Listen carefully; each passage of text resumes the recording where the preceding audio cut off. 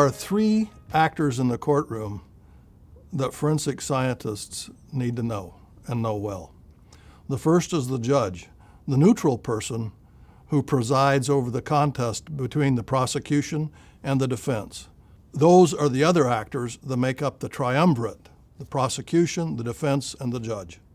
When the system works properly, all three legs of that milking stool are strong and stout and will not collapse. When it comes to forensic science, the judge, the prosecutor, and the defense lawyer must know it and know it cold. If any one of those legs breaks, the person sitting on the stool will find their face on the floor of the barnyard, and we all know what accumulates there. It's not a pleasant place. None of us, prosecutor, defense lawyer, or judge, wants to have one of our cases on 60 Minutes where an innocent person is walking out of the courtroom because of the lapses of one of the three actors in this forensic science courtroom. The importance of criminal defense lawyers, prosecutors, and judges knowing forensic science and knowing the good from the bad and the ugly cannot be overstated. We have all seen people released from prison under sentences of death or life imprisonment who did not do the crime. Good forensic science will reduce the number of innocent people that walk out of the prison doors. Forensic science helps reveal the truth. That's what the trial is all about, a search for truth. As a prosecutor, we must present the evidence to the jury to prove beyond a reasonable doubt that that defendant is guilty.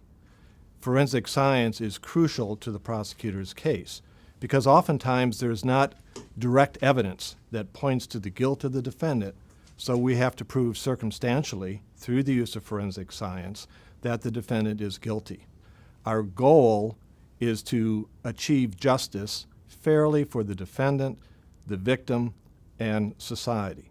That goal brings with it great burdens because prosecutors should be really the beginning gatekeeper of the use of forensic science in court, so that before we even present it to the court, we have to in good faith believe that this science is valid, reliable, and trustworthy. As prosecutors, we use forensic science in 4 different areas at least: to inculpate, exculpate, exonerate, and recreate. So let me explain this to you. First of all, when a crime occurs, the CSI often goes to the crime scene. They find evidence. We may not know who the perpetrator was, but if they find biological evidence, spent shells from a firearm, or fingerprints, we can run that evidence through national databases, which may direct us to a potential perpetrator. Once we have a person of interest, we go back to the crime scene and take the evidence that has been recovered there, the forensic science evidence, and try to create a circumstantial case to prove that that person, beyond a reasonable doubt, is guilty of the crime. That evidence might include hairs and fibers. It might include handwriting exemplars or documents. It could include a whole array of forensic disciplines in order to create that circumstantial case.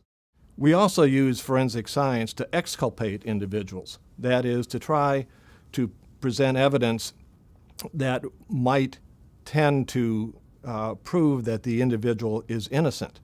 Many of our cases in which forensic evidence is submitted to a laboratory, the evidence shows that the person who may be of interest to us was actually innocent, and that refocuses the prosecution and its criminal investigative team to a different direction.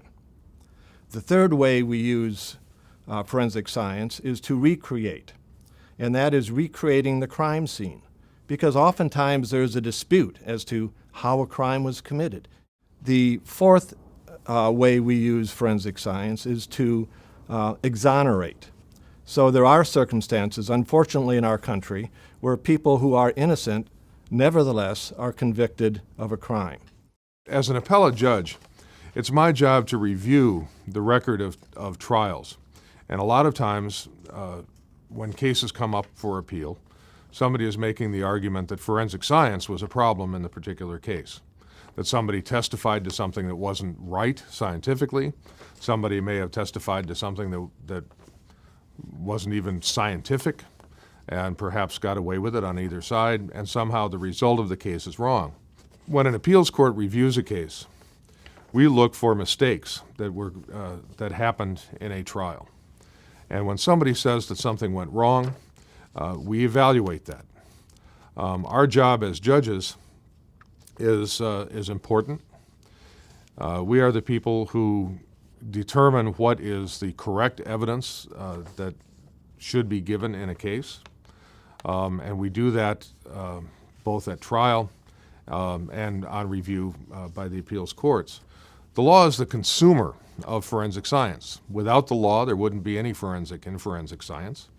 Forensic science is something that came out of criminal investigation as a way to explain other evidence in a case.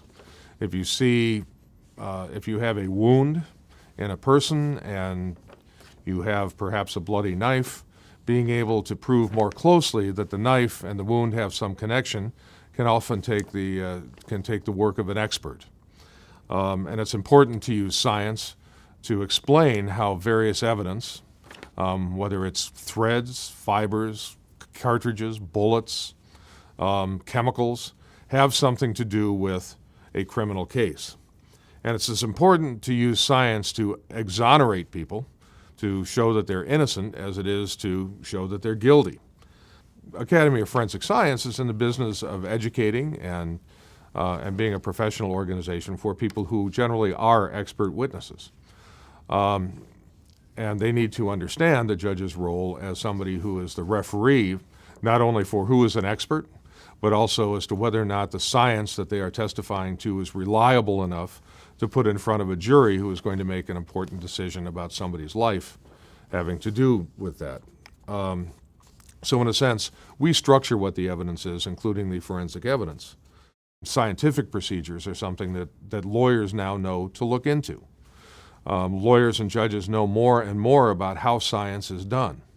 Everything from the tool mark people to the chemists, to the trace evidence people looking at fibers, to the pathologists who are doing autopsies. Lawyers preparing for a case have to learn not only what it is about the science that was used, but also the background of the science. What makes it good science? What makes it reliable science? Is a scientist certified to do their work? Is the laboratory they work for properly accredited? And when a prosecutor puts a witness on, they have to know all of those things and be able to present the complete science behind the expert they're calling to explain evidence. And in these ways, the judges are the referees of what's fair, of how each side presents their evidence, and how fair that evidence is going to be in determining the guilt or innocence, particularly in a criminal case, of somebody accused in a crime. And of course, that's one of the most important things in the world, because a person's entire life is at stake in a criminal case.